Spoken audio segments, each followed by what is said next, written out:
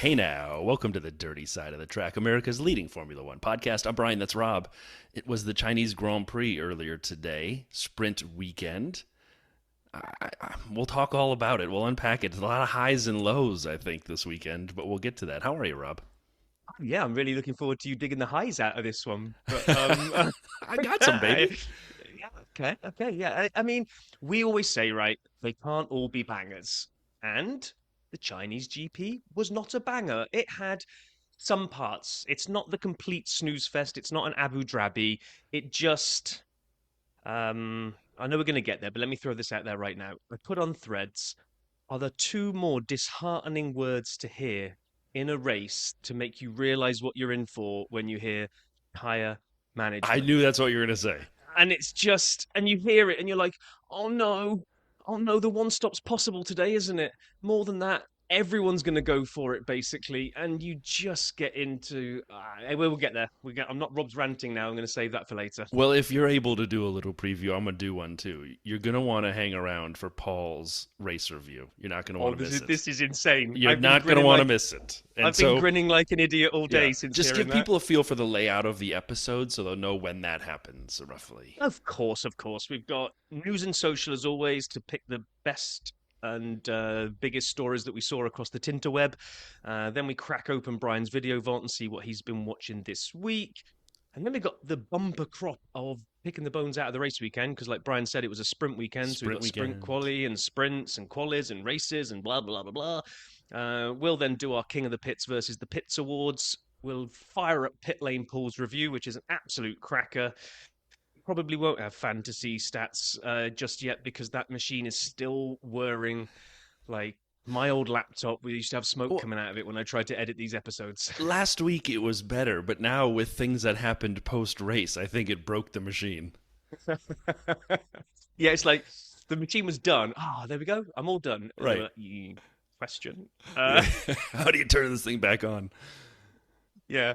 Okay, let's get into the news. And we have to bring it down a layer and stop the hilarity for a second because we had the really sad news at the beginning of the week or the middle of the week, whenever it was, that Eddie Jordan had passed away at the age of 76. I didn't read into the cause, but I know he was fighting a battle with cancer, which I'm assuming kind of he succumbed to this week. So that's really sad. And it just kind of got a lot of people kind of looking back on what people will call as a bit of a lovable rogue of the F1 world. Kind of came on as an independent, started the Jordan F1 team. They had 15 seasons, won 4 races, and actually were involved in a World Constructors title for one of those years. They ran people pretty close and really punched above their weight, to be honest. And we did a little graphic this week because just to put for me and you, I think at least, Brian, anyway, the 3 sort of memorable Jordan cars that we'll always have. And actually all 3 of them sort of featured in our livery bracket. We had the Epic 7-Up. Epic. I think it's 91. I'm going on memory. Yeah, somewhere around there.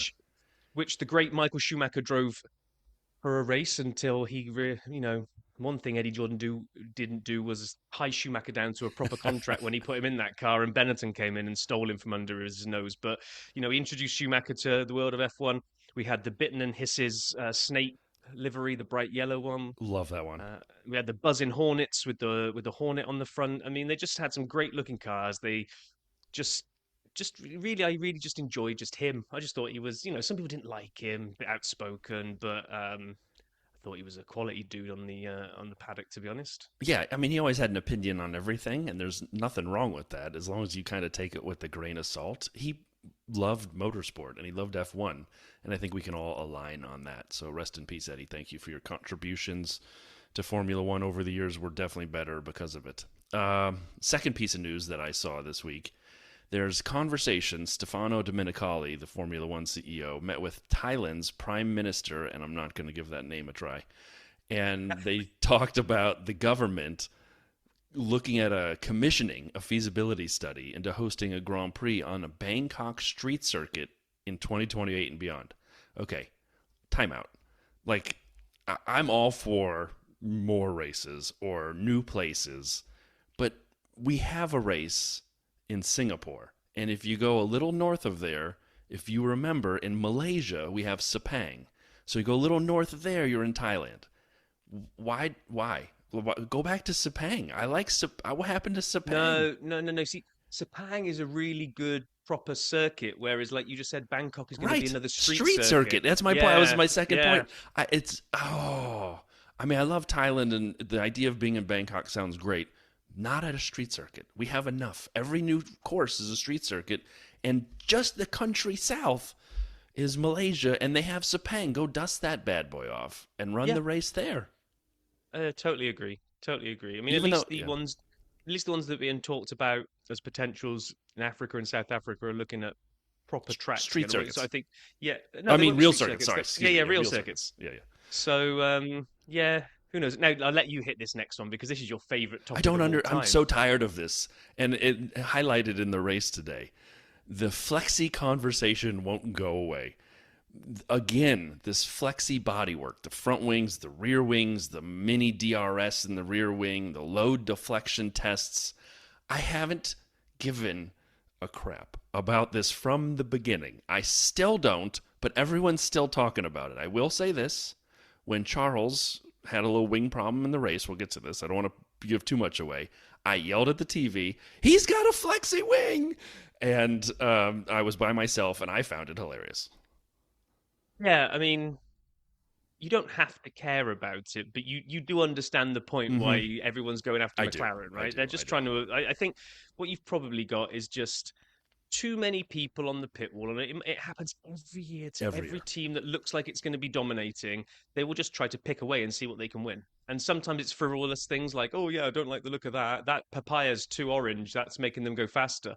And they're just trying to see if they can get the FIA to step in and do something. I mean, from what I read, the new tests that were introduced this weekend for China, I don't believe anybody had to change their wings to comply with the new tests. So there was a little bit of like, as we were building up to this, like, ooh, will McLaren be nerfed now, and will they have to change their wings because of this new technical directive? No, everybody passed with their existing things, as far as I read.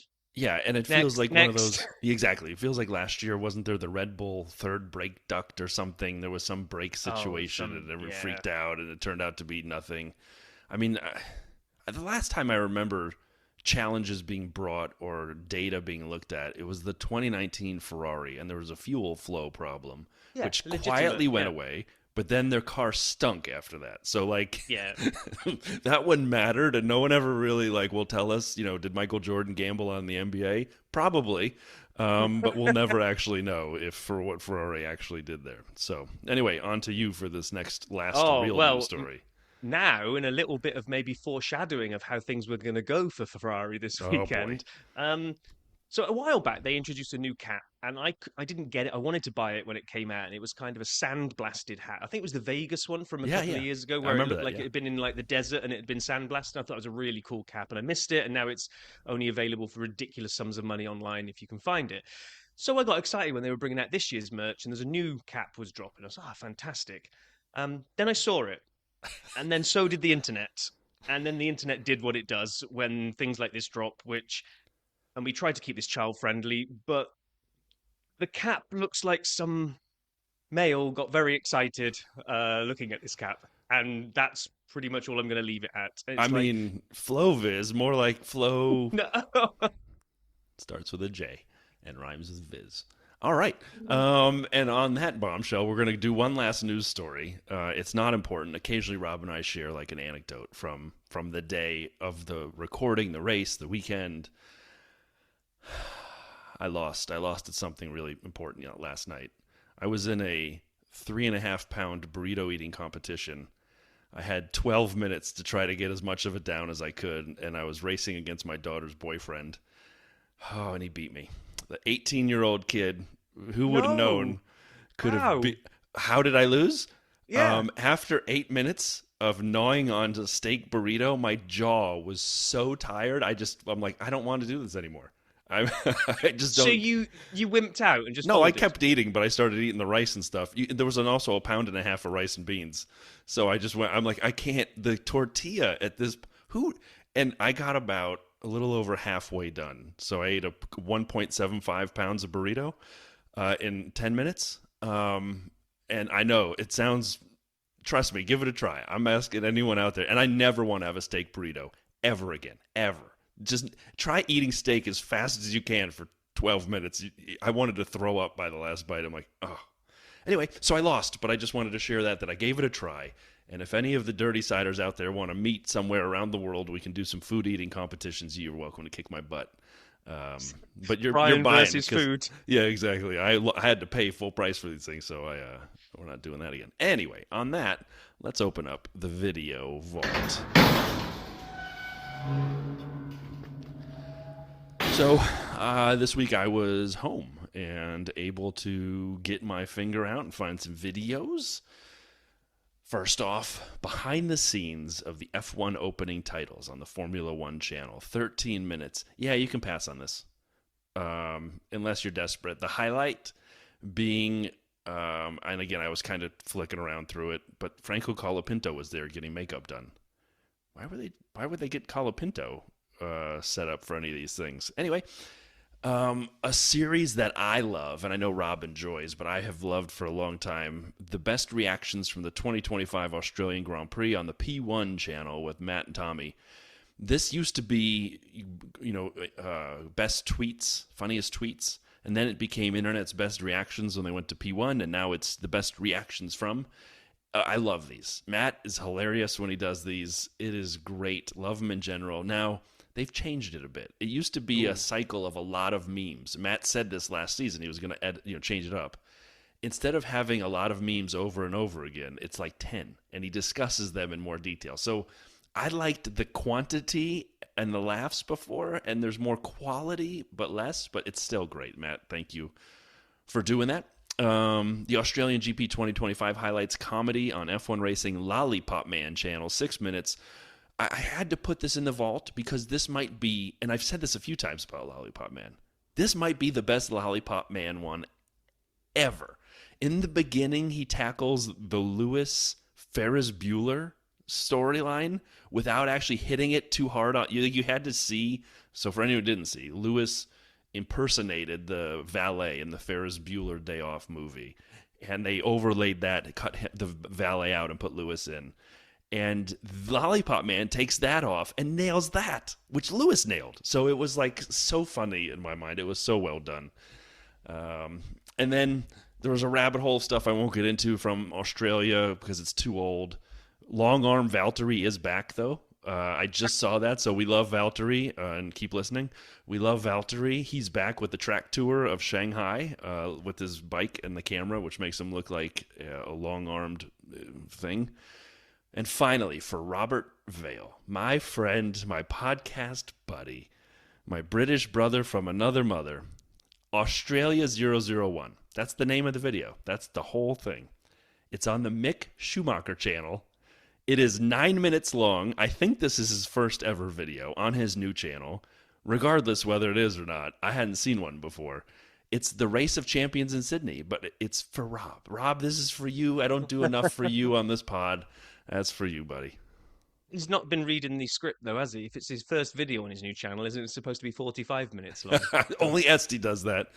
Let's close that up and move on to a very long weekend of racing. Yeah, so practice came around, which I will admit to. What did I see live? I saw the sprint live and I saw the race live, and I think everything else I watched on catch up. So practice, really nothing happened. Really nothing happened, and it was like Norris was fastest. Max aborted a lap that looked like it might be quicker, and Doohan's car cut out. Sprint quali? Sprint quali it is. Yeah, so I watched every single thing on delay except the sprint, which I got like halfway into and fell asleep. So that was my contribution to live timing. Sprint quali SQ1, we lost the aforementioned Mr. Doohan, the Gas Man, SD Ocon, Hulkenberg, and Liam Lawson. Liam Lawson did not acquit himself well in Australia. Liam Lawson went out in SQ1. So, quick Lawson thing on that point, right? There's some ridiculous stuff flying around at the moment, and every time I see one of these posts that say, "Well, of course Lawson can't drive it. They build the car for Max." Right? Which we've They heard a don't. bazillion times. They don't. Right. And even Adrian Newey came out and said he doesn't. But, and here's the big but, and here's where Liam needs to be cut some slack, in my view. Newey tries to design a car that is perfection in an aerodynamical performance way and doesn't care how drivable it is. It is theoretically fast. And what that will turn a car into usually, and I'll try and I found a really good article that kind of explained all this, but cars that come out of the wind tunnel and off Newey's pencil drawing board fast will be front twitchy cars. So a very pointy car. That's just apparently the way it is. And they're very, very difficult to drive. So what a lot of drivers then have to do is try to wind away some of that front end twitchiness by doing different setups to try to get a car like that in a drivable situation. Other teams know they haven't got drivers that can drive front twitchy cars, so they kind of make some changes as well. Max happens to love this. Max, his perfect car is a pointy car at the front, so he has to do nothing. He can take the car as designed and go, "Yep, how'd you like them apples?" Whereas Liam has come from a V car which isn't like this, and even Right. Max said this weekend He is did. easier to drive. Yep. So just swapping Yuki or Hajar over, they're going to have the same problem. You've got to give him time to learn how to drive this type of car compared to the one he's just come out of, because apparently it's like nothing else on the grid, the way that this one handles. They're putting all this pressure now to say, well, these first two races are not tracks he's raced at before, so really let's give him till Suzuka and see how he does in Suzuka. I'm like, let's give him to Suzuka. It's like, you can't do right for doing wrong in this situation. Red Bull get criticised for pulling the trigger on all their drivers so quickly and chewing them all up. Yet the masses at the moment are going, "Get rid of Liam, he's rubbish." It's 2 races, guys. It's 2 races. Oh my gosh. There we go. There ends the public defence of Liam Lawson.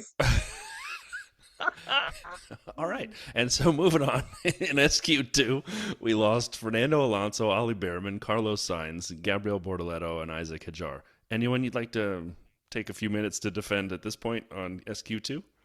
No, but what I would like to point out is, again, and I know this happened a couple of seasons ago when I declared him the third best driver on the grid. Lance has outperformed Alonso again, which I didn't see coming. Normally, it's Alonso who's the only one dragging that Aston Martin tin of beans around, and Lance is at the back, and we're all sort of deriding him for daddy's boy getting a race in F1. But I'm not going to say something has clicked this year because we're 2 races in, but just one to keep an eye on. He's just sort of quietly going about his business now. Have you seen, I think I've sent it to you over the years, that meme on where we are with Lance Stroll? And it's like, couple good performances. Everyone thinks he's turned the corner. And then he's like, sleepwalks through 4 races, blames all these other people. Exactly. And it just, that's, here in Chicago, we had a lot of snow this week. It's a false spring, right? It's just, we're still in winter. Lance Stroll, who knows how long this spring will last, but winter's coming back. Hence why I said one to keep an eye on, and I'm not getting overly excited, but I think it was, it's. I do like seeing this, though. I do like seeing Lance perform well, because he obviously has enough talent to be an F1. Can he string it together for a full season? Can he not do Lance Stroll things throughout the season and make us all frustrated? I don't know. Park it on the gravel. Right, exactly. And there's too many of those. But he finished, 6th in Australia? So, he's got talent. He's not a bad driver. This is the thing that really annoys me. I know we like to have a little bit of fun of he's never going to get sacked because it's daddy's boy, and he's only in there because he's daddy's boy. This is like the pinnacle of motorsports. F1, 20 of the best drivers in the world. If he was that terrible, he would be 20th every week Exactly. and be like a lap down. This guy is like, he's made SQ3, so he's in the top 10 of he those finished 20. 9th in the race today. I'm ahead of myself. So 6th and 9th. That's not bad against the competition he's facing. And his car ain't no great shakes. Exactly. So then we got SQ3, and my gosh, did I not see this Did we just defend Lance Stroll too? What is with us today? Yes, I know. I don't know. Hey, maybe the midfield pod will pick that up, and we can we'll start a championing of Lance together. But anyway, so then we get SQ3, and people said, "Oh yeah, but Lewis only got pole because of mistakes that people made on their final runs." Yeah, okay, but part of the craft of being a race driver is not making those mistakes. So brilliant to see. Lewis Hamilton sprint pole ahead of Max, Oscar, Charles, George. Lando made a mess up on both of his runs and had to bail from them. Kimi, Yuki, Alex, and Lance. So, but the thing I noticed here, although it didn't really transfer to the race, was Bortoleto out-qualified Hulk again. and Ollie over Albon and Duhan over Gasman. So all these rookies that are apparently terrible. Ali Or did I over mess that up? Albon? Ali Oh, over Esty. yeah, Esti. Sorry. Yeah. Ocon. Uh, Yeah.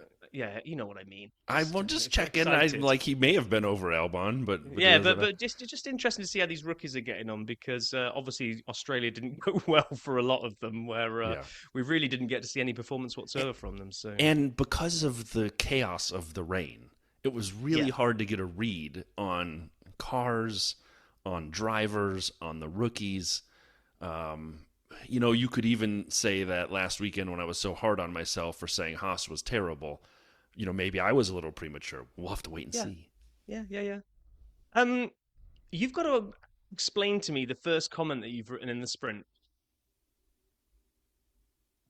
What? Is David Coulthard Scottish? Yeah. Is this some joke that you were catching up on, or is this a serious question? I was unaware of that. Oh, okay. Yes, very much Scottish, yes. I was thinking, is this one of those weird Brian jokes that I'm gonna step on and he's gonna? You gotta also remember, I'd been out. I took the day off work and I'd been out watching March Madness for 9 or 12 beers worth of time. So when they mentioned that, I'm like, oh, all right. I didn't know he was particularly Scottish. I knew something in that island region. Oh, well done. You knew he was British. That's as far as you're gonna get, right? Yeah. Yeah, I mean, we're not going to do blow by blow of the sprint because I just like your opinion on this. To me, I think I wrote in the Discord, it threatened excitement continuously, but never actually really delivered. We had everyone got away okay. Lando fell down to 9th, and then not a lot really happened. It was just like waiting to see if the tires would go off. People that was attacking. There was some good chase down. I think it was Oscar on Max, right? That was probably the one thing that we got to watch develop and see if he could get there and get the move done, which he did eventually. So that was a nice little battle, but really nothing else. I agreed. There was a little bit at the front, as you're saying, with Max and Oscar and Lewis kind of sniffing around. Could they get to Lewis? They couldn't, and then he just pulled away. So I agree with your point. George, right behind everybody, not mentioned. 18 laps of no George. Like he pulls into at the end, and everyone's like, "Wait, George, you were 4th? I didn't even know you were in the race." So once again, witness protection, which they actually joked about on the telecast for the sprint. And then I would just say one other thing though that I thought I was for me enjoyable was that midfield battle. Again, maybe I'm on the wrong podcast. I liked the Albon Gasly, Isaac Hadjar, Liam Lawson battle for 12th through 16th or whatever that was they were going for. Right. They were going for it, and they were moving as a pack. And you could see them, they turned onto the back straight, and you're like, there's the 4 or 5 of them just all tightened up. And every time someone's battling someone else, the guy behind him is like, oh, I'll take some of that. And then he sticks his nose in, and it was chaos. And I thought that was fun. Now, but there wasn't really not a lot happened changing of places. Correct. Yeah, this is what I'm saying. I know. I'm not writing this off. I'm not writing this off as one of those sprints that I hated. Absolutely not. It just felt like it was always on the edge of giving us something, and then just kept. I agree with you. But always use the Charlie Brown football thing. Yeah. Pulling it out the way. Yeah, Lucy takes the football away. I think we said on Discord, I think we both said it was better than a practice. Oh, 100%. I know, I quite enjoyed it. It just didn't feel... And I've got 2 questions for you. I've got... Why couldn't Norris cruise by Lance? I think it was all just tyre related? Because the pace had to be there as we're going to see on the main race. It was weird. I feel like I'm pretty sure they made a lot of changes to the setup once Parc Ferme opened before Qualy. So I'm assuming they made some changes, that they had something wrong setup-wise. Yeah. And probably tires, but that I don't know. He could not make a dent on Lance at all. My second question for you is... Yeah, sorry, I forgot you were doing a two-parter. Two-parter, Brian two-parter. Here as we're recording now, is Antonelli still in Yuki's DRS? Because he was basically the only driver that almost had 100% of the entire 19 laps or whatever. He was in Yuki's DRS, cutting it down to about 3/10, and just could never get the move on him. Yuki did brilliantly, I thought. I thought the Racing Bulls drivers acquitted themselves very well this weekend. The drivers. Absolutely. I don't want to talk about the strategy team just yet, but the drivers. Side note. it's also growing on me the more and more I see that car, that it's starting to become one of my Oh, favorite liveries on the it track. is. Did I not say It's that last time? I love that car. It's my favorite by far, bar none. That's phenomenal. I liked their livery last year, even though it was much different. Okay, so wait, one last thing though. At the very end, they showed it on rerun. Doohan went in there and knocked out, I can't remember which of the Saubers, but there were green cars flying everywhere like bowling pins. When Doohan went into the hairpin, too fast, locked up, cars turned backwards. He got a 10-second penalty, which meant nothing because he was last anyway, and 2 penalty points. I watched that move, and that felt oddly desperate. Like last lap, locking up into the hairpin and taking someone out, and he's gonna repeat it in the race. And we'll talk about the rookies. That wasn't seeing him do that a couple times and his defense on Isaac. I wasn't the biggest Doohan fan this weekend. Someone will need to have a no, but I think he did much better than last week out, and I don't know Agreed. and we can get to it later of his performance against Gasly, especially as we'll see in Qualy as well. I don't think it's such a slam dunk that he's like a million miles away from Gasly and therefore should be replaced by Colapinto. It's like I agree. So I agree, but I do think he's looking in his rearview mirror, and when he sees Isaac Hedjar back there, you know who he actually sees? Franco Colapinto hanging out with Flavio Briatore in the green room, and he's like, "Oh crap!" And so he puts the car some places where it probably shouldn't be, and I think he's pressing a little. But we'll get to that. Yeah, maybe. So then that brought us around to Quali, where it was like, can lightning strike twice? Is Hamilton going to get pole in the race as well? But, let's see what happens. So first we've got to get through Q1, and dear, oh dear, despite my little public defense of Liam Lawson earlier on, which I'm still going to hold to, didn't cover himself in glory, was saying he couldn't get the tyres into the right operating zone, and he was 20th and last. 20th? Yep. Bortoletto in front of him, Doohan in front of him, Behrman and Gasly. Gasly, I will think my little perverse sense of humour here is, I wonder if Ocon got a little kick out of being the one that pushed Gasly out of qualifying, because Gasly was in 15th and safe, and then Ocon came flying around the corner in the Haas and went, I think I'll be taking that spot, and you just watch Gasly go down a position. It's like, he did. Ciao. Mean, even so I finally finished Drive to Survive, and in the episode where they talk about Alpine and Haas, when Alpine places in Brazil both guys on the podium, Pierre even says, it's known we're not super friends off the track, but we respect each other racing-wise on the track. As teammates, he said that. Now they're not teammates. So I would assume it's just back to pure old, get the hell out of my way situation. So I bet you're right. I hadn't thought of that. I bet you're right. Ocon probably did enjoy that. We also lost then in Q2. We lost Ocon here, although he placed top of the ones who didn't make it to Q3. Hulkenberg, Alonso, Stroll, and Sainz. Can we take 4 seconds here before we get to the race and talk about Carlos? All right, moving on. That's your 4 seconds. You're done. he is in witness. He's in witness protection. Did you see him do anything remarkable this entire weekend across 2 qualies in a race and a sprint? No, but you got to think, this was his first real racing weekend, because last week he decided to crash into the safety car and had no experience in the car whatsoever. By the way, so I did. Maybe this week he wanted a witness protection, like nothing stupid. Don't crash out. Let's just keep it on the track. And maybe I was hoping for a little bit more of this, like massive torque delivery. I don't know. Massive torque delivery. That's what he said last week when he crashed under the safety car. Anyway, take us through Q3, Rob. Q3 was actually, normally we go in reverse order and then talk about who got pole, but let's just get that right out of there. Q3 was all about Oscar Piastri. Yes. Both of his runs were fast enough for pole. Nobody ever knocked him off once he'd set it. Nope.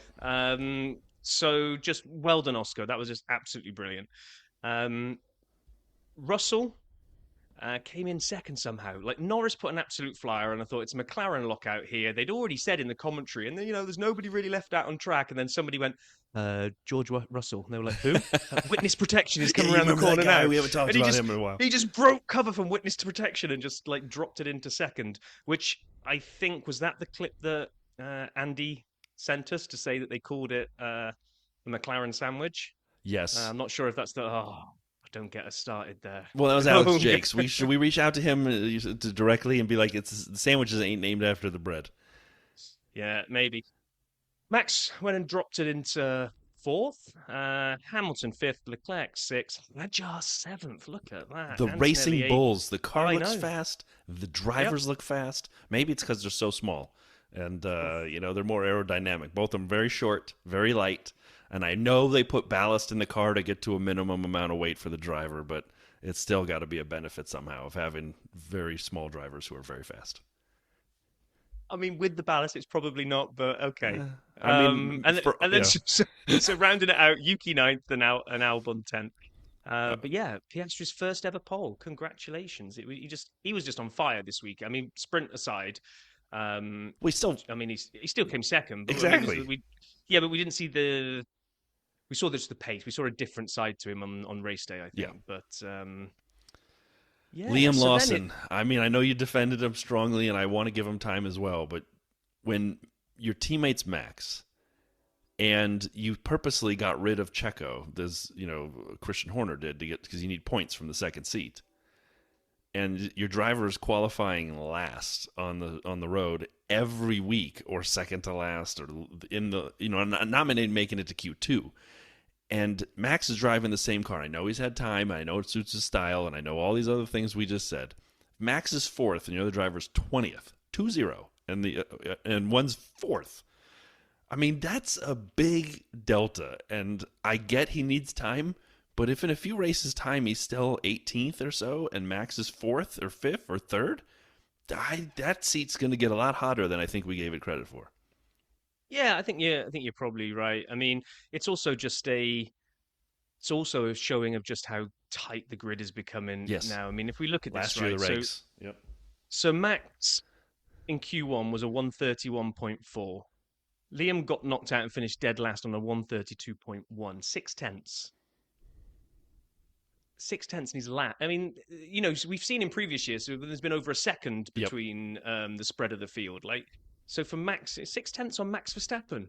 It doesn't sound a lot, but it's enough to drop him right down to the bottom of the field. So yeah, but it is only a single lap, though. It's not like a race or something where he had multiple. It's 6/10 in a lap. That's a decent amount of time difference in the same car. Yeah, true. So you're getting rid of him, are you? No, not yet. Not yet. Okay. Not at all. Not at all. He deserves a chance, but you got to start seeing improvement. Otherwise, just bring back Sergio Checo Perez. No, I'm kidding. Well, Sergio, at the end of the day, you've got what? This is what Checo was doing. So the only silver lining for Liam is that Checo was on a downwards trajectory, and you'd like to think Liam is on an up. So if at least they swap him out and he does it just as badly as Checo did, in theory, the only way is up. But no, he does. He does need to prove himself in the race. A little better. A little improvement every week. That's all. Yeah, exactly. So then we got on to the race. So 3 a.m. for me here on the East Coast. 8 a.m. for me on DVR, on the DVR coast. My son got up to watch it as well with me. He's back for his spring break, even though it's not our spring break. He's come back for the tail end of this. So we got up, watch it together.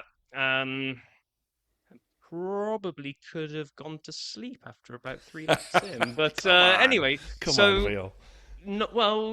Bear with me. Norris jumps George at the start. Lewis jumped Max. Hulk dropped 7 places, and Charles hit the back of Lewis to almost probably puncture Lewis's car, but also break his end plate and unwittingly unleash turbo mode, which who knew? He flexied that wing up. And actually, funny enough, Lando said that in the cool-down room. I don't know if you caught it, because I wrote my notes as I was going. When they were in the cool-down room, they showed the wing. Lando goes, "Oh, it's more flexy for Charles." Probably did it on purpose. Yeah, you actually just summarized the entire first third of the race, basically. That was the first lap. Yeah, but then nothing happened. No, exactly. So we had, other than one, poor old Alonso, his brakes are on fire, and he retired. Lap 5 is when they started talking about tire management, like heavy. I know this is. Well, I got 9. I must have missed it, but so I got lap 6. Alonso retires. I put and I knew this wasn't looking good because I was like, lap 7, only Norris and Ocon have got DRS in the top 10. We're already at that spacing out zone, which is usually when they're trying to get into free air to nurse those tyres. And then it came, lap 9, commentary started talking about the one stopper might be a viable option today. So we're probably going through a little bit of tyre management at the moment, at which point I silently wept. So we didn't even have huge DRS trains. We had them form and then break, but they weren't like a big one where you're just waiting for it to burst and you had a lot of people close. Nobody was in DRS. I know. So at lap 10, the thing that caught my eye, the biggest gaps in the entire field were spot 18, Nico in the Sauber, 5 seconds behind whomever he was behind. And then, I think Liam. And then Bortoletto was behind him 22 seconds because he'd had that off. Where they had it. So they hadn't shown it. And I was just typing it in the notes. Yeah. Like, what the hell's happened to Bortoletto? Why is he 20-odd seconds? And literally, as I was typing the last letter of his name, they cut to a replay and showed him going for loved watching the track map. At this point, I'm watching the track map. And everyone is basically like a dot space behind the dot in front of them. So it's like a car length between the dots. Until you get to the neon fluorescent Floviz green, where there's a big-ass gap, and then it's Nico. And then it's almost as though he's driving a go-kart compared to the Formula Ones. It's Bortoletto that far behind by 10 laps. Now, he did have the off, which is the reason he was behind, which, like you said, we didn't even see for a while. And then Pierre opens the pit window on lap 11, and I'm still thinking two-stopper. We're looking at a two-stopper. Yeah, I'm with you. So I looked at last year's pit stops where a few had tried the one-stopper and most had two-stopped. And they kind of said, 11 through 15 is probably the window for the first pit stop of a two-stopper. So after hearing the dreaded tyre management comment, 2-3 laps later to see Gasly, Doohan, Yuki, Ocon, then a few laps after that, Antonelli, Hadjar, Lewis, Max, Oscar, George, like between 11 and 15, like most of the people were pitting are like, hello, we might actually have a two-stopper here. I wonder if we're alone in our excitement for that. Like, for the Dirty Siders who are listening, like, send us a note on social, on Twitter, Threads, Blue Sky, or even email. But I was with Rob. Same thing. I watched hours behind you. I'm watching this race. I'm thinking, okay, this is going to get interesting. We won't know who's leading because there'll be different strategy times. The undercut was proving powerful. We saw that by lap 12, as you just mentioned. The people who came in, the undercut worked. And so now all of a sudden you're thinking, all right, this strategy is going to make a difference. Yeah. We're going to be curious to see those who started on hards and then go medium. Will they go to medium again? And when? People who started on medium and went hard, I'm assuming medium, but how far do you go? When do you have your stop? I was getting really excited. And then I was, and sorry, just before you go on, so any new listeners, just let's because sometimes we make these conclusions and assumptions that people understand our ramblings here. But the reason Brian and I hate one-stoppers is that usually to make a one-stopper work, that means that you have to go at what will it be? I am going to be silly now and say drive at 90%. It's probably not. It's probably like 98%. But what I'm saying is you don't give it 100% while you're racing. You're easing off. You're slowing down. You're trying to find clean air. You're trying not to take any life out of the tires. So now it becomes a PhD in nursing tires rather than racing cars fast, which is what we all tune in to watch. So when you get a two-stopper, they're able to push and go a lot faster on those 3 sets of tires, which means we don't get into this whole or not as much. Ease up. Not as much. It can creep in, and that's where tires. Oh, I hate to say this. Oh, you're going to use this against me and clip it. I am. This is where tires can get interesting, where it's as part of a two-stopper, it's part of the strategy, but tires as a one-stopper, I want to write a strongly worded letter to Pirelli and say, please stop. Stop making these tires last so much. And I agree with you. And then yet I was the Grinch who sat here and said, don't force Monaco to be a two-stopper. I know. I can't figure it out. I can't win for losing. But around this exact time, when Lando was undercut by George, and we saw the power of the undercut, and we were wondering what was going to happen, probably one of my 3 favorite moments of the race happened. Esteban Ocon took Kimi Antonelli. He went onto the grass to do it, right before the hairpin off the back straight, before they kind of turn the corner and then come home. You didn't see that from the onboard. You didn't know he went on the grass when they first showed it. And you're like, wow, that was bold. Because Kimi, by the way, who's acquitting himself very well. Like, I'm a big Yes. Antonelli fan at this point. I like the way he drives. I like the level head he has. I don't know why the hell he was driver of the day. That's ridiculous, but we can get to that later. He started 8th and finished 8th. Let's make him driver of the day. What? Anyway, regardless of that, I loved this overtake from Esteban, who drives me nuts half the time with his whining and pouting and things, and he's not my favorite driver. But when they showed it from the front, and he's got the whole right side of his car on the grass, and he doesn't let up. And the dirt is flying, and he's like, I'm in this to win it. And somehow, if Doohan can watch what Esteban did, because he slowed that car down and made the hairpin without locking up still, and took the position in one of the more epic overtakes of the day. I wrote it in capitals because I think on that lap we were at whatever it was, like what lap 16. must we have been? Like 16. And I put, we have an overtake in capitals because George took Ollie and then Ocon took Kimi. But the one, like you say, I mean, I think it's the Back to the Future quote fits this really nicely, that as Ocon left and went off onto the grass, it was like, roads where we're going, we don't need roads. Just well done, I agree. But and then the second piece of drama that occurred was, and actually Pitlane Paul will reference this, on lap 19, Lewis is told, hey, swap with Charles at the hairpin at the end of the straight. And then Lewis is like, nah, he's not close enough. And then later, he eventually gives Charles the spot with the super flexi wing. And it's the first of 2 Ferrari strategy moves that didn't really work out the way I think they anticipated. Was Charles' car faster? A little bit. Did he do anything with it? No. Yeah, I don't. Obviously, holding the degree in aerodynamics like I do, I'm well positioned to make this statement. But do you think they kept saying that because it was the left-hand side that had broken off, it was maybe not putting as much downforce onto the front left, so it was so which is valid, right? That he may have that tire might have lasted longer. But is there anything, because he didn't have as much front aero, that he wasn't falling as victim to the turbulent air behind Lewis? So he could it was almost like he could artificially cruise up behind him, and then once he was free, nothing really happened. My favourite thing about this that makes me think that Crofty was watching it on TV was because they showed the mechanics in the pit lane getting the nose ready for Charles. Charles came in and did his pit stop, went out.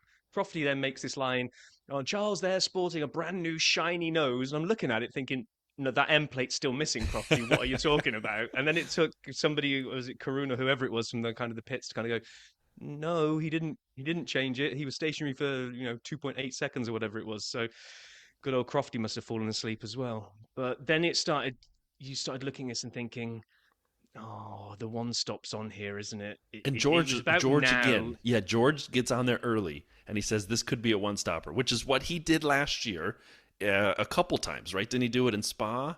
Yeah. And then Silverstone. Yeah. So he's always, not Silverstone. It was a Spa somewhere else where he said the same thing. And at that point, like you say, I'm starting to think, our team's is going to extend and try to make it to the end, and we're not going to see any more pit stops, and we're going to basically hold position as it stands on lap 20 or whatever it was, and this is basically going to be the finishing order. Effectively, yes. So I did get excited, right? So Behrman locked up trying to get Lance in the hairpin on lap 25, maybe 26. It was around there. It was awesome to watch because you saw him try something. He locks up and just goes flying forward, straight through. And Lance is like very calm and cool and collected. He goes, all right, and just takes the turn and takes his spot back. It was well done because he could have turned in and hit Ollie. But he saw him coming, waited a second, and then took his spot back. However, Ollie Behrman, you won me over, buddy. Because then lap 32, he eventually takes Lawson, and on 33 he takes Doohan in that same spot, the carbon copy with the switcheroo, where he does the same thing. He goes to the left on the hairpin instead of trying to cut off on the right, lets the person have a shorter angle on the corner, and then he quickly turns and hits the gas before them and cuts them off to the last corner of the main straight. And on lap 36, he has Carlos in the same position, but he says, ha-ha, and he goes to the inside this time, and he made that turn stick. So I would like to thank Ollie Behrman for making this part of the race watchable. Yeah, because this was just the part where you could see I'd written there is nobody even close to being in DRS in the top 15, which is always a bit of a red flag for tire management. Right. So yeah, and then I think it was lap 38ish. Max was going to gobble Lewis up. He was absolutely going to gobble Lewis up. He was faster than him. Whatever was happening all of a sudden to Lewis's car, it just looked like it was in reverse, and Max was going to get him. So I actually kind of agree with what Ferrari did here, because there were enough laps until the end of the race that they thought, you know what? If Max gets him, what happens if Lewis then just keeps getting gobbled up by the people behind him? They had a window of 25 seconds back to the next car, so they went, do you know what? Let's just take a free hit. That's a good point. Let's put Lewis on fresh rubber. Yeah. If he can chase Max down, fantastic. If he can't, he's definitely going to cement where he is now. So I thought there was no downside to the move, right? Because Max was getting him in the next corner. Interesting. I didn't think of it that way, but I think you're right. Now hearing your argument, I watched this thinking they were doing a straddle. Let's pit one car. Let's box one car for new tires. Go 2-stopper with Lewis, 1-stopper with Charles. One of them has to be right. We'll see how we do. And yes, you're right, though. Max was getting a lot faster. He was, like, the last 20 laps. Oh, yeah. I don't know. Maybe this Red Bull version needs low fuel. I don't know. But it came alive when it got lighter. And Max, you're right. Max was going to catch Lewis. You're totally. I didn't think of it this way. And they already had the graphic on the bottom of the downside. screen. It was like strike rate to Lewis, 2 laps or whatever it was. So I think they just pulled the trigger early, because if they hung on for that one for too long, then there was zero chance of Lewis catching Max back up. Now he actually got pretty close to getting Charles in the end, as things turned out. But I thought that was a no downside. Good point. I thought it was a bad move at the time, but I think you're probably right. However, what I still think was a bad move, at the lap before that, the Racing Bulls came in. And they came in and they went back out and they dropped down the order. And I started thinking, what if no one else pits? What if you just lost like 8 track positions for nothing other than to gain 1 or 2 of them back? I go, what happened? And I'm watching this. You go ahead. Sorry, I was going to say, what was the analogy they used on the commentary? Wasn't when you it dance at a wedding by yourself and no one else comes out with you? That's accurate, by the way.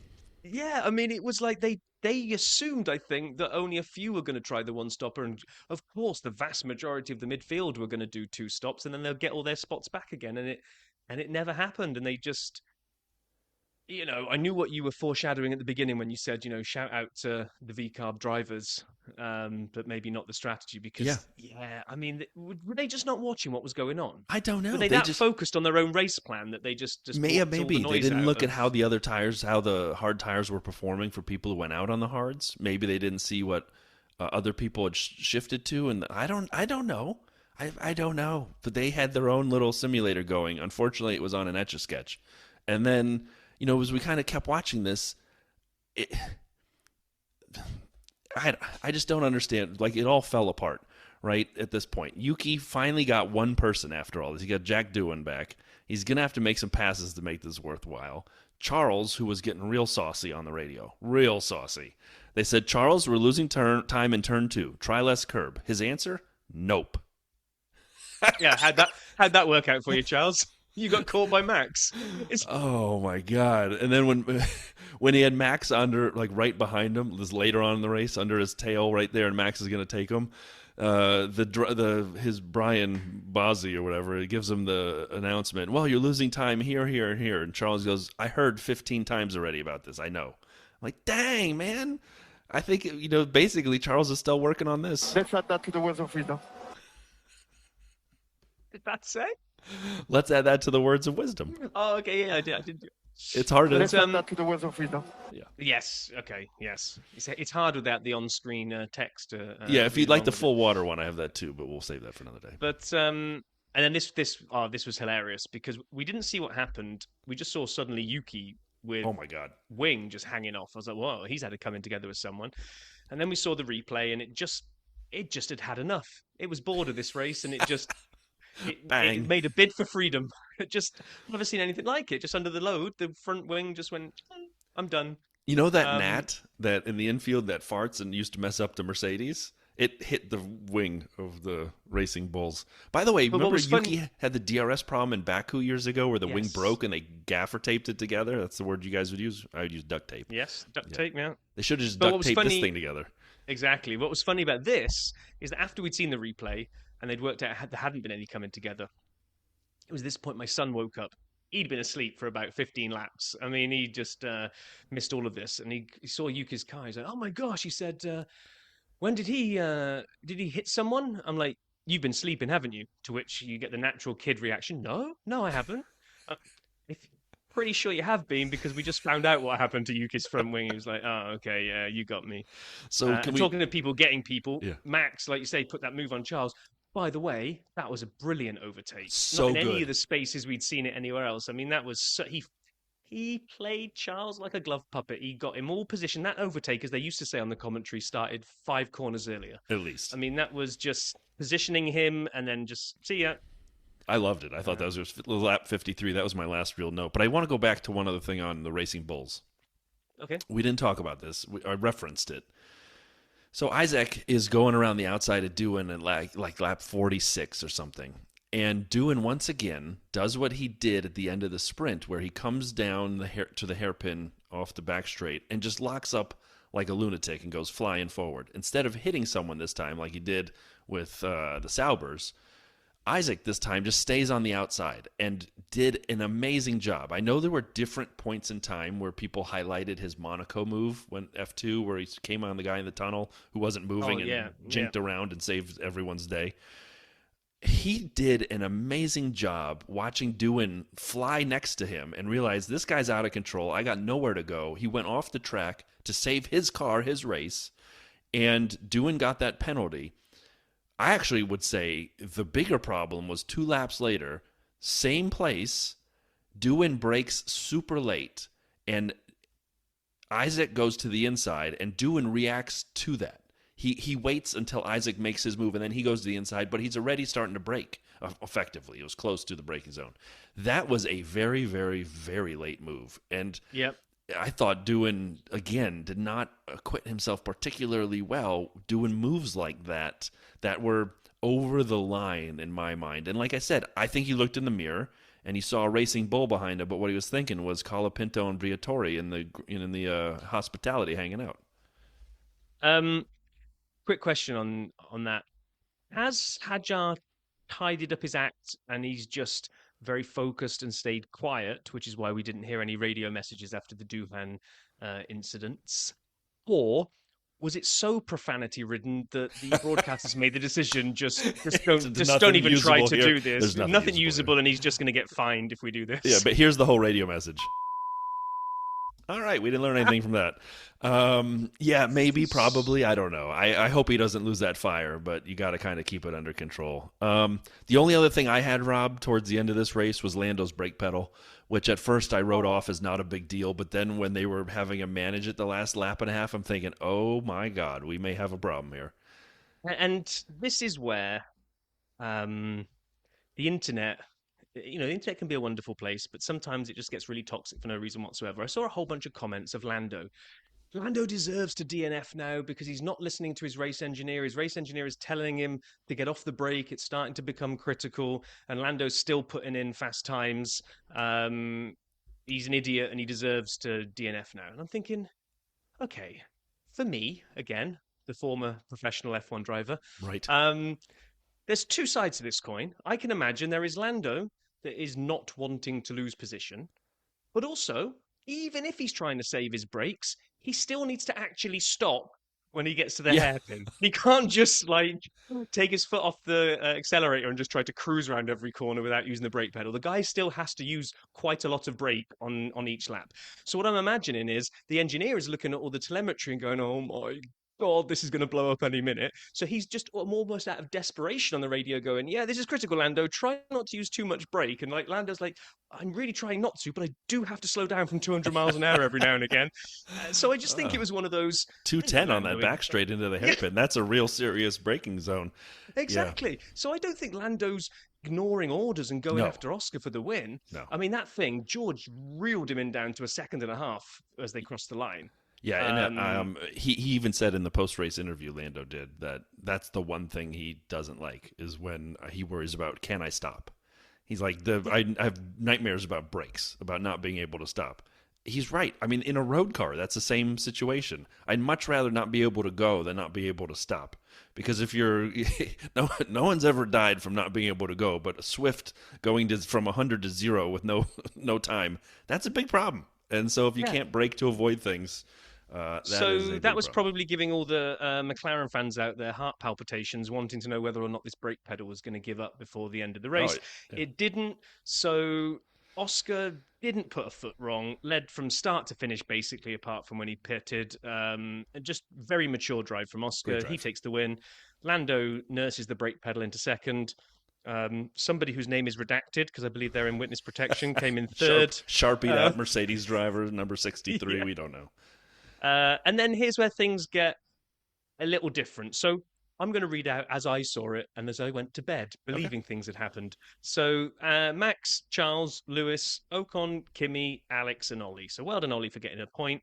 Well done, not a bad performance from the Ferraris. I'd hope for more when we saw them in a dry race to see if this pace that was being threatened was really there. But I was okay. I was okay with fifth and sixth. I was all right with that. I would ask this: what are Ferraris? Question. I don't see them in the final table. I don't understand. Yeah. What's a Ferrari? So I went back to bed for an hour and a half, and then I got up and I drove my son and his girlfriend to the Amtrak so they can go down to New York City for the day. And I toddled off to go and play football, soccer. Did that for an hour and a half. Got back in the car to a barrage of texts from various people, including my son. Have you seen the news? I was like, oh no, Flexi Wing, McLarens have been disqualified. I was right on the disqualification front. Wrong color of car. Although if you read the BBC News, you'd only believe that Lewis Hamilton got disqualified because that was the headline. Lewis Hamilton disqualified, like tiny little small print. And by the way, so was Charles and so was Gasly. But yeah, and also that's not clickbait enough. So yeah, also this Frenchman in an Alpine. So sounds like, if I get this the right way round, Lewis got done for the skid blocks wearing down too much. Correct. Less than 9 millimeters. They looked at the left-hand side, the right-hand side, and the center line, and all of them were 8.6 or 8.5 instead of 9.0. Yep. So they've worn the plank down or whatever too much, and fine, rules are rules, they're out. Sounds like Charles fell victim to what George fell victim to, because at least the Ferrari statement, they were underweight at the end of the race. Now, obviously, they lost, I don't know how much an M plate weighs. So you're allowed to weigh that with the replacement wing. You can put that on so you don't lose the weight of the part. However, here's the problem, and it was the same for the gas man. I think they both came in at exactly the minimum weight of the car. And the problem was they both had to give a fuel sample. And the official weight is taken after the fuel sample is removed. They had enough gas. The fuel sample was removed. They both came in 1 kilogram below the minimum weight, the gas man and Charles, because they didn't have enough gas and weight to lose the sample weight. And so once that was removed, even with his end plate added back, they both were 1 kilogram under the weight. That's crazy how small that is, and that they were both at the weight, but they must have known they were screwed when the first weigh-in was at the minimum and they hadn't given the sample yet. You must be like, oh, damn it. But I don't get that then. And so please, anybody out there that understands this, if a car to be legal needs to be at a minimum weight, and obviously it was carrying that sample of fuel around for the whole race, it's not like they picked that up later and sort of added it back in, then it was at the minimum weight for the entire race. Why would that fuel not count? I don't get that. It's probably buried in the regs somewhere, but I don't get it. I mean, it has to be, like, we're insurance nerds. I mean, like, when you build an illustration, there's an order of operations to how you do things. And the FIA must have said the order of operations is the official weight is taken post-fuel sample. For whatever reason, they've said that. And so by the time you lose that fuel sample, I think they were hosed. Both the Monegasque and the French driver were out. So what that meant was now we get Esti Besti promoted to 5th. Hasta la vista to my bad idea. Kimi up to 6, Albon up to 7th, Behrman jumps to 8, gets 4 points. Gets 4 points instead of 1. Stroll gets pulled into the points, and so does the smooth operator. So actually, not a bad day at the office for Williams and Haas in the end there, actually. Yeah, Actually, or Williams Aston Martin, especially. given... Yeah, exactly. So, wow. So, yeah, I mean, overall thoughts. I've seen worse tire management races. We've had worse snooze fests. We've had Siesta Fiesta in Mexico. We've had Abu Dhabi. We've had other races that I know I've enjoyed less. It's just because you're still in that early season hype where you just want every race to be a banger. This one, it wasn't. It Nope. wasn't the worst I've ever seen, but it wasn't what I hoped for when I dragged my sorry butt out of bed at 3 a.m. Yeah, and I that's why I didn't, and that's not the reason why I didn't. It was because I was literally in a coma from eating 2 pounds of burrito in 10 minutes. By the way, seriously, like try eating that much steak that fast in a burrito and the tortilla. My jaw was dead. So enough about that. I agree. And I was the guy on the Discord and here last week saying how much I love this track. And they extended the back straight DRS, and I'm thinking this is going to be perfect. It wasn't. There weren't a lot of overtakes. And I love the first couple corners where they're so wide open, where you can take just different lines through. For whatever reason, it didn't allow passing except Max Verstappen's amazing masterclass on Charles towards the end. So, yeah, I agree. It wasn't the greatest race I've ever seen. I still enjoyed it. Did I write tire management and then did I write lull in my notes? Yeah. Was I able to go to the bathroom without pausing it? Yes. Which is not good. So, yeah, it was all right. I mean, that's the way I would do it. Should we do some Kings of the Pits? In a second, I just wanted to say one last thing on here, which is that why can't I can't even zoom this in now. I'm trying to open up my Chinese race poster. I can see it. If I'm an old man, I'll move my face nearer the screen 1 second. Okay, so Pirelli chose the C2, the C3, and the C4. Yes. Which is one away from them picking the hardest set in the range. Correct. The hardest they could have gone was C1, C2, C3. So maybe next year, pick the C3, the C4, the C5. I mean, yeah. I'm not wanting unsafe tires that explode with a moment's notice. I don't want to go back to those days where tires were just delaminating everywhere. But if the track can easily hold on to a one-stopper, and it was easy, but the problem to make it easy is you have to ease up and not give us racing. Right. No one wants to see that, Pirelli. So just a little think next year that maybe this wasn't the right range. Here's the hard part, right? Now they go to C6. That's the new softest. But they just resurfaced the track this year. And so it had more grip, but more deg. But they didn't know how much because this is the first time they'd been back to this resurfaced track. And next year, it's a whole new car, whole new setup, whole new situation. So I agree with you, but it's going to be hard to do a one-to-one because we don't know what we're going to have next year in 26. But one might argue that Pirelli should be specialists in tires. You would think. Question. All right. So let's talk a little about the king of the pits and the pits. You're the king of the pits.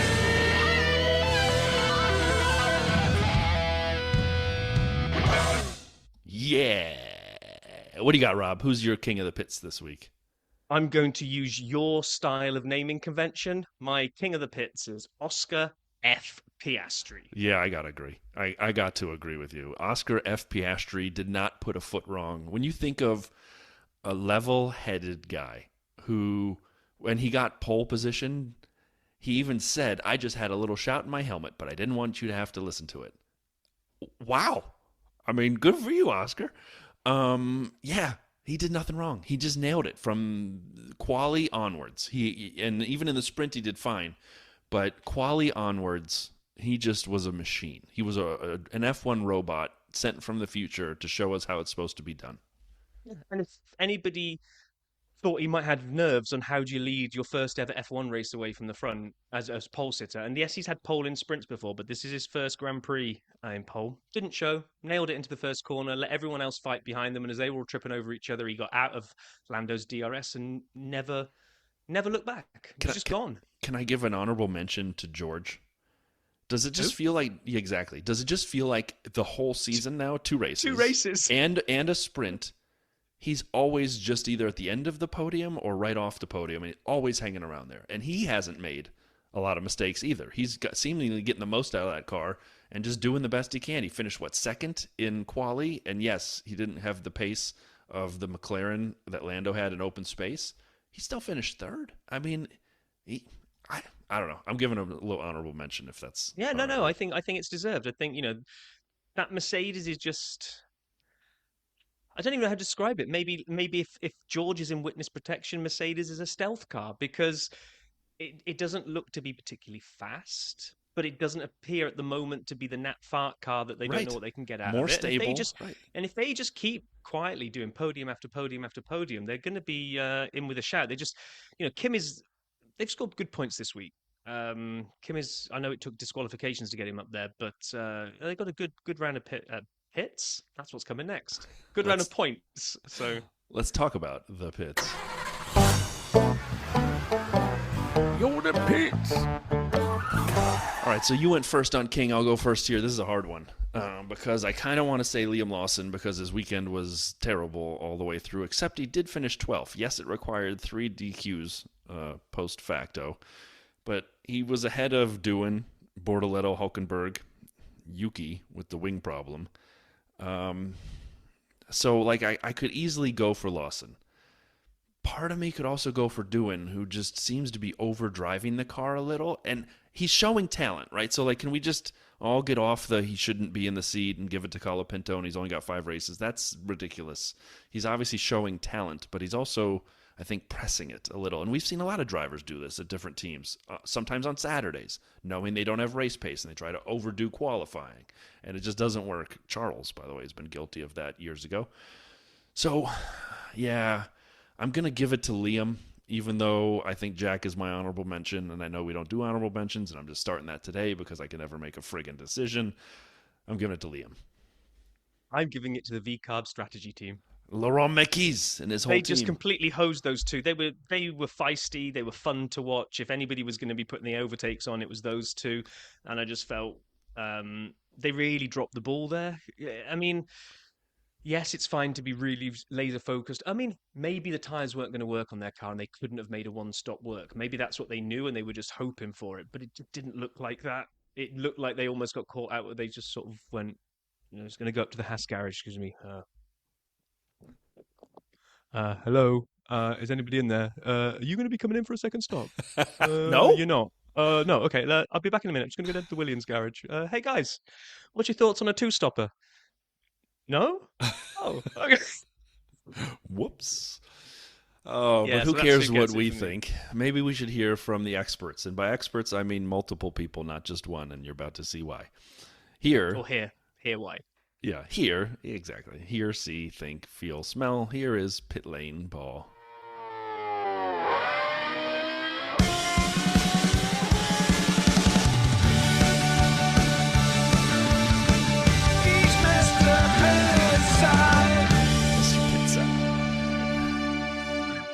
All right, so because it's a sprint, Paul likes to give us multiple reports. We're starting off with the first one. See, I've made a mistake, and that's why I'm going to start this this triple snatch. This should be the double snatch, but I've just realised I've deleted the very first snatch just now by mistake. So I've got to do the first snatch again. And that was yesterday, and now I can't really remember what happened, apart from Lewis getting an amazing pole position, which he goes on to convert into a win, of course. Friday practice is turd. I haven't spoke since the end of last race when Mr. Marco made some terrible comments, in my opinion, about Isaac Hajar. And then that's sort of Friday done. Everyone's excited to see what Lewis Hamilton does in the sprint race, which has already happened. So I know what he does in the sprint race, and he wins it. How amazing was that? Excellent.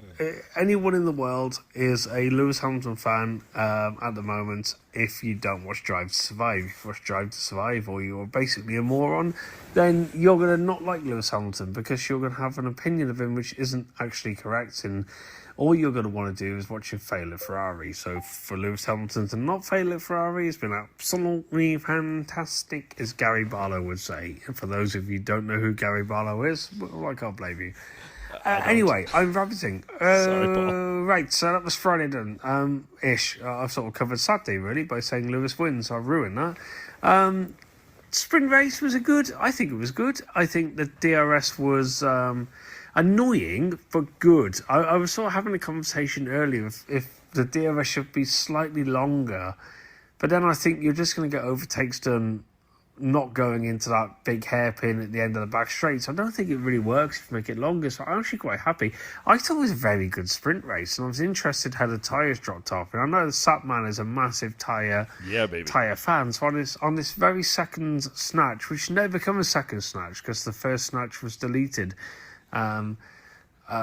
inconceivably by myself. So Sapman, tyres on the second snatch, I'm on your side. I think tyres were very interesting today in terms of how they dropped off and how teams struggled and drove through their graining. You saw Max, who was right on the chuff of Lewis for a lot of the race, and then his tyres dropped off, and then he got done by Oscar, and then Oscar's tyres sort of dropped off, but Max's dropped off. That was really interesting. I think it makes the race tomorrow really good. So let's go on to qualifying. Oscar pole position. Hope he does well. We all love Oscar. He's just Oscar's just a genius of a human being. I really like the guy. I mean, I don't have a massive dislike towards Lando, but if you had to look at Lando or Oscar, who you want to win a race, you're sort of going to choose Oscar just because he's the quiet one of the two. He's like the unassuming one, the one who just goes out and does his job, and and that's not meant anything nasty on Lando, blah blah blah. But apart from that, look, let's be honest. Let's talk about the elephants in the room, and that is Liam Lawson. Let's not kill him just yet. I think we've seen in previous years how hard that car is to actually drive, with Max as teammates in a car that's set for Max. So let's be nice to Liam. But he is under the pump a little bit, I think. And especially with Hajar and Tsunoda doing what they did in qualifying. Delighted for Isaac Hajar. I'm not a huge Hajar fan. I think he's a bit fiery, but he didn't deserve anywhere near what was said about him after Australia by people in his own team. I'm not going to dwell on it. I don't like it. I don't agree with it. I don't think it's fair. I just, the less said about it, the better. And if you haven't, I'm sure you might cover this in the show. If you haven't covered it in the show, I'd almost urge you to go and have a look at those comments from a senior member of the Red Bull racing team. And I just think it's disgusting and disgraceful, and I just don't get it. But anyway, Lance Stroll again, very impressive. Another guy, he's got a load of haters, rightfully or wrongly. I think we're really set for an exciting race tomorrow. I really do.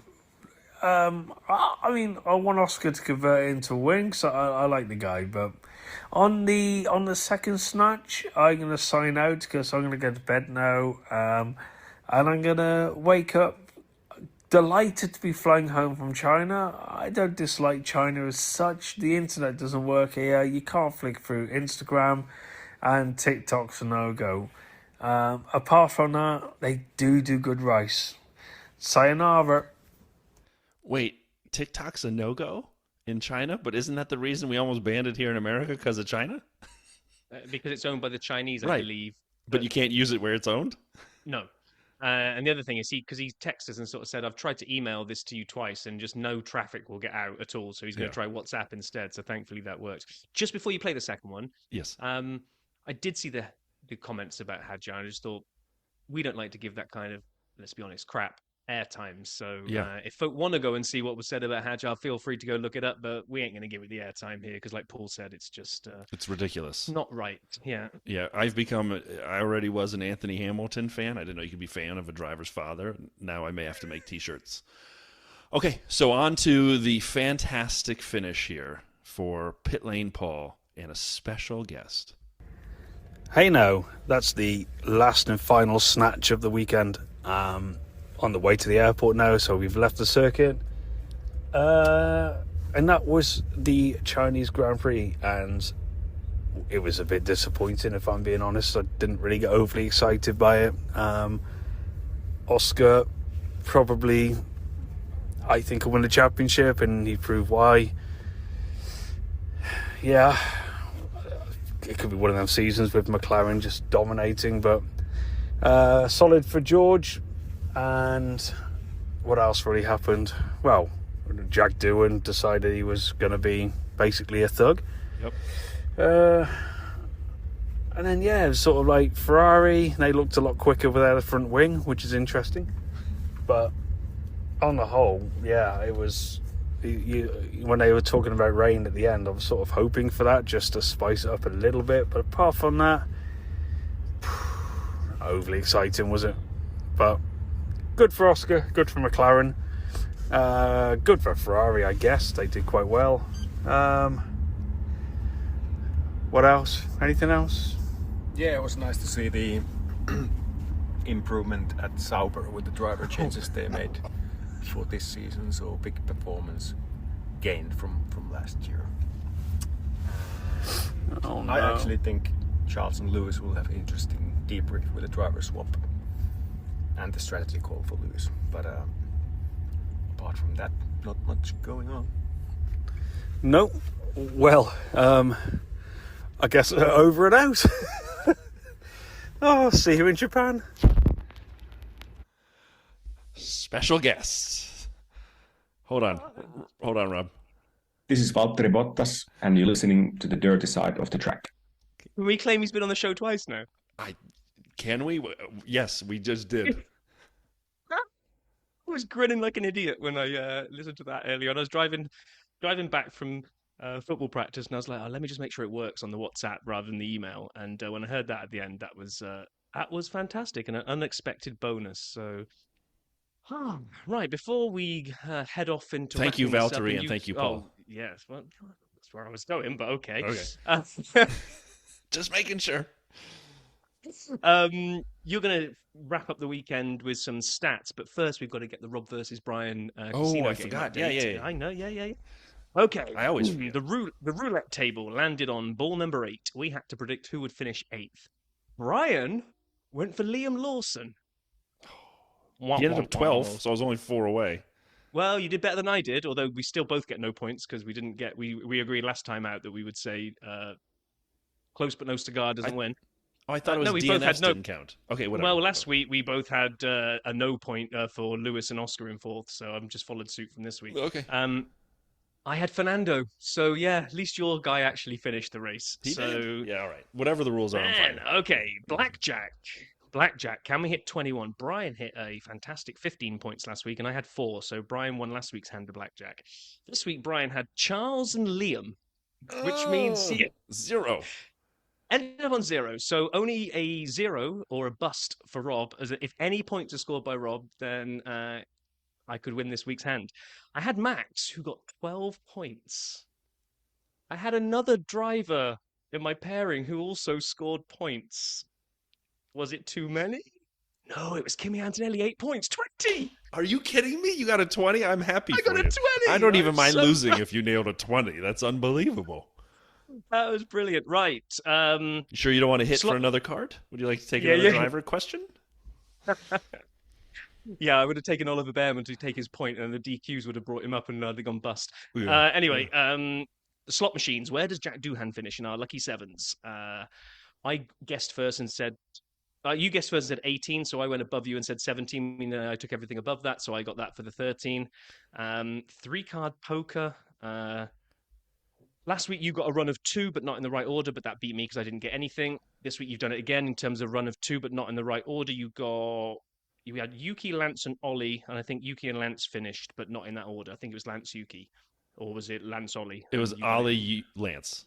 Okay, yeah. So you got 2 together, but not in the right order. So will that be enough to win again this week? No, because I had Doohan, Bortoletto, Hadjar, which I think the Doohan Bortoletto is in the right order. It is. Yes. 2 of a kind. I got the 2 in a row, and therefore I take that one. So strong week for me this week. Last week you won 2 out of 4 games, and I got no points. This week I won 3 out of the 4 games, so I've moved into a 3-2 lead in the casino games. I like it. Good for you. Good yeah, for you. baby. Yeah, very nice. Right, do you want to start us up? You know what? Actually, let's quickly just talk about fantasy. It's still updating, so we're not going to give the answers here for where things are. I think the 3 DQs, like we joked about as we opened the thing, have broken the calculator that they're using. Yeah. The HP12C scientific graphing calculator they use to do the scoring is down. So we'll see when this is done. It should be done shortly. We will cover this next week for sure. However, I just want to say, my lead driver is Oscar, and I 2x'd him. So I was very happy to see his quali and race results. And I did have ST and Oliver Behrman. So when those points update, I know it's not a lot of points, but there's overtakes. There should be overtakes there. And McLaren and Williams were my constructors. So I'm at least not in double-digit territory like I was last week. Yeah, and I think my dirty side team will get hosed by my Ferrari constructor, I guess. Yeah. But I was saying to you earlier on that I'm kind of running an experiment here. I've got 2 teams. So last year I only did 1 team. This year I've done 2 teams, one for our league and one for a couple of other leagues that I've entered into. And I decided to go polar opposites, just because everyone at the beginning was the debate of, do you go for, because of the pit stop points and blah, blah, blah, blah, do you afford 2 tier A constructors and then just have a bunch of lower tier drivers? Or do you go 1 tier constructor and be able to afford a top level driver? Well, I'm at the moment 2 races in. Everyone was saying, oh, yeah, the tier A constructors is going to be the way to go. And I was reading a lot on the fantasy tools stuff that was the way to go as well. My other team is kicking my other team's ass right now. I had the same as you. I had Oscar in ×2 with McLaren and maybe Haas or McLaren and Racing Bulls. I'm not sure. But yeah, I think I should have just gone with my heart rather than trying to get all scientific about this. And the other one's doing much better, let's put it that way. Well, more to come on that next week as we recap that and preview Japan. But we'd be fooling ourselves if we didn't close some stats for the week. So let's do that. SAP Stats Shanghai 2025 edition. McLaren, and I'm borrowing from Sean Kelly. I'm just being honest when I don't have time to create my own. So some Sean's here. Friend of the pod, Sean Kelly. McLaren today scored their 50th 1-2 finish in constructor history. Their first, by the way, was at the 68 Grand Prix, where Denny Hume, I can't never say his name, help me, beat Bruce McLaren. Yeah. McLaren have 3 consecutive Grand Prix wins for the first time since 2012. It was Oscar, as we heard many times, 3rd career victory in a Grand Prix, holding sprints aside. This was my favorite stat that Crofty mentioned. I'm sure Sean just told him this during the race. Piastri scored points for a 28th consecutive race weekend, which is the longest active streak in F1. That is a lot, man, to not have a rain event race, not a technical difficulty, not something happen where you have a bad quali and you finish 28 consecutive point scoring weekends is amazing. Lando finished second in Shanghai for the 2nd consecutive season. Last year, I think it was behind Max. Is that right? We talked about this last weekend. Yeah, why not? Sure. Lando now leads the Drivers' Championship by 8 over Max. George's P3 was, and this was another great one, Mercedes' 300th podium finish as a constructor. That's a lot. That is a lot, yeah. Yeah, I'm willing to bet our friend Valtteri had a lot of those too, if we remember right, because we just heard from him again, 2nd time. Russell scored that podium finish in consecutive races for the first time since Netherlands and Italy in 22. P5 for Esteban, where he finished after the DQs, was Haas's best ever result in Shanghai. And yet, Ocon was the slowest qualifier at the opening race weekend. So, like I said, I almost used a bad word. I was pooping on Haas and my call for them to be 5th last week. I'm not saying they're definitely going to finish 5th, but this is the kind of pace I was hoping to see from them even before the DQs. Well, and just to add to that, like, wow, did I get stupendously lucky by the looks of things with my bold prediction of Sauber points in the first quarter after they managed to go and get it in the first race. In the rain, exactly. Because as soon as the rain went and it came dry, it went back to being a tractor today. So we might not see them score points for a very long time. I think worse than last year. Agreed. I think you may have nailed that one and got lucky with the rain. And then the last couple things here, Kimi Antonelli, who again was great. I don't want to knock him for being driver of the day. He doesn't vote. But he started 8th and finished 8th before the DQs. He took P6. He scored in both of his Grand Prix starts so far. And you couldn't have more different races between the rain and the chaos of Australia to a tire management race, which usually, I believe, for rookies is a tough thing to figure out. He did a great job. He did. Yeah, I mean, Oscar really struggled in his first year, didn't he, with the timeout? That was the one thing they said he had to He kind did. of double down on. Exactly. Totally right. So my last one or two here, it was Williams Alex Albon's birthday today, and he became the ninth driver to score points. Sorry, the ninth driver to lead the race on his birthday. He finished P7. If you remember, he led when the pit stops happened, so he popped through sort of an artificial lead. And then they got a chance to show his girlfriend a couple more times, which was fine with me. And so he finished P7. A note that was on the telecast that I didn't see anywhere else, but I think I'm getting this right. In 2 weeks' time, we are in Japan, and it is Oscar Piastri's birthday. So he could be only the third person to ever win a race on their birthday. So, and I can't remember the other two off the top of my head because it was still early. And then the last thing I have, two teenagers, Antonelli and Behrman, scored in the same Grand Prix for only the second time ever. Monza 2017 with Max and none other than Rob's favorite driver, Lance F. Stroll. So those are the stats from a long and up and down weekend. And I think I gave you some ups along the way, Rob. As we started this off, you said we didn't have any. We just had Valtteri Bottas on the pod again. I think that's an up. I mean, that is. I mean, totally unconnected to the actual race that we saw. Oh, but, I'll take it. I'll take the win. So let's just do, because we were a bit poor at this last year, let's just see what that means to the standings. So in the good old, what do they call it? What's the word I'm struggling for? Drivers. No, I was going to go in drivers. The person behind the car with the wheel they yank on. Yeah, constructors would have been the one that would have made more sense for me to be struggling with, because drivers is pretty obvious, but there you go. Right, Lando leads the way after 2 rounds, scoring 44 points, so he scored a Lewis Hamilton.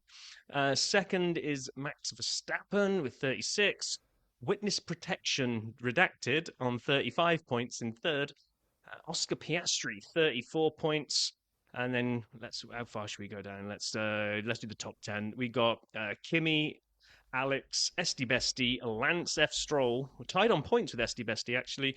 Lewis down in 9th on 9 points. I think eight of those were his sprint win. And closing out the top 10 is Charles Chuck Leclerc with 8 points. So the two Ferrari drivers kind of stung a little bit by today's events. Constructors, as you will know, we'll just do the top 3 here for the moment. No, go to 6. Go to 6. Okay, we'll go to 6. We'll just do the whole thing. McLaren on 78, Mercedes on 57, Red Bull on 36. Sorry, Max Verstappen on 36. Williams on 17, tied with Ferrari on 17. Haas in 6th on 14. Uh-oh. Aston Martin on 10, Sauber on 6, Racing Bulls on 3, and Alpine on a big fat 0. Yeah, the gas man was in the points, wasn't he? Or was he at the tail end of the points when he got... I can't remember. Or maybe he was sniffing the points when he got DQ'd for the fuel. No, I think he was out. I weight. think they said the only people that lost points today were the Ferraris. Ferrari. Yeah. Darn it. So, so already, shaping up to be... I was going to say shaping up to be a McLaren battle all round in the constructors and the drivers. But, I mean, for some reason, I thought Oscar was going to be much higher up than that. And then I remembered he went backwards in the rain last week. So, you've really got 10 points covering first to fourth at the moment, which is nice. I know Lando might. I like it. I mean, I'm not sure that Max and George are going to win too many races this year, but as we've seen before, sometimes it's not about that. Sometimes it's just about sticking it on the podium as often as you can and just seeing what happens to those around you. So, and you know what? I mean, we heard Paul say that it looks like we have the potential for McLaren dominating. I don't know. I watched Qualy, and Max is always right there. George was second in this Qualy. Lewis was sharp in the sprint Qualy. So, barring the DQ for Ferrari, and I don't mean Dairy Queen, if you look at the way this thing's going down, I still feel like on any given weekend, you could see a McLaren of Oscar Orlando win. You could see a George Mercedes on the podium, maybe fight for a win. Depending on the Ferrari car that shows up, you could see Charles or Lewis both battling strongly on the podium or fighting for a win. And Max Verstappen is just so good. I know Michael is out there listening, and he's a big Max fan. And all the other Max fans listening, we know he's great. So you have, I think, 6 drivers. I'm going to hold Kimi Antonelli out. We're not even going to talk about Lawson, but I'm going to hold Kimi Antonelli out of that group for now. But he is sniffing around those podium positions. He'll always, it seems as though, be in that 5, 6, 7 category, which is a great place to be for a rookie at this point in his second drive. So, yeah, I like the fact that I still don't know who's going to win each week. Now, am I going to keep betting on McLaren? Yes. Yeah, but I don't think they're as as far ahead as like Max was last year at the beginning. No, agree. I mean, my head would say McLaren would be the strong candidates for the constructors at the moment, purely because the car looks to be best car. Not like you say, not light and day like that Red Bull was, but the car still looks to be the best car, with arguably the best driver pairing amongst the teams that have got a car underneath them, right? Ferrari have probably got the next best pairing driver-wise behind them, but the car just, I don't know, jury's out at the moment. It's not there yet, yeah. It doesn't seem there yet. So while it's not there yet, if they're going to keep bringing it in, and like you said, it'll be great to keep coming in sort of, fifth, sixth, but that's maybe for an Antonelli, for a Charles and a Lewis, they want podiums. So unfortunately, my preseason hype of Ferrari is starting to die a little bit at the moment, but I'm going to hold on to it. Then you've got Mercedes, which I think is more going to be about George's witness protection podiums with a few points sprinkled in from Kimi. Yep. And he'll probably surprise us. I can see Kimi on the podium this year. I think he could. I can too. If I just don't know if he's going to win anytime soon unless something happens. Yeah. So when you look at all that, all signs would therefore point to McLaren having a semi-comfortable run to the constructors. Here we are after 2 full races of what do we insight. Know? And we don't know anything anyway. Whereas the drivers, I mean, the 4 that are there at the moment, Lando could do a Lando every now and again and just mess one up, which opens the door for any of those other 3 of Max, George, and Oscar to come sniffing in. I wouldn't want to count the Ferrari drivers out, but I just don't know. If they can't find some pace and if they don't interrupt the podium, they're going to find it really hard. But those 4 right there, I don't see why that's not a close 4 drivers for the whole season. But it'll be nice. It's just going to be exciting to find out. I'm just wild that Haas is 6th, and all happened after that because it looks as though I'm going to lose the Charles will finish ahead of Oscar bet, and I'm going to owe a bunch of people $5. Anyway, all right. It's two races. Yeah, 2 races. Too early to call. Anything else from you this week, Robert? No. What do you want to do next week? Unfortunately, we got our first off week of the season. I mean, now that you've watched Drive to Survive, we could maybe do a little bit of an episode rundown of that one or something. And we have a couple guests that have been interested in showing up. We maybe see if we can align calendars. If we can't, we have a lot of different things we could do. Plus fantasy, plus preview Japan, regardless of what we do with the rest. Cool. All right. Everyone, thank you so very much for listening. We had a fun time putting this together this week. We hope you enjoyed it. Thank you to Valtteri F. Bottas for joining us again on the dirty side. Valtteri, call us. You're always welcome to join us for a larger segment. Paul, you're the man. By the way, I'm starting to think there was a sexual innuendo to his reference on the thing this week. I don't know. Didn't catch that at first. I just thought he was a real big fan of that film, Snatch. That's what it was all about, right? Right. And with that, everyone have a great week. We'll see you talk to you in 1 week's time.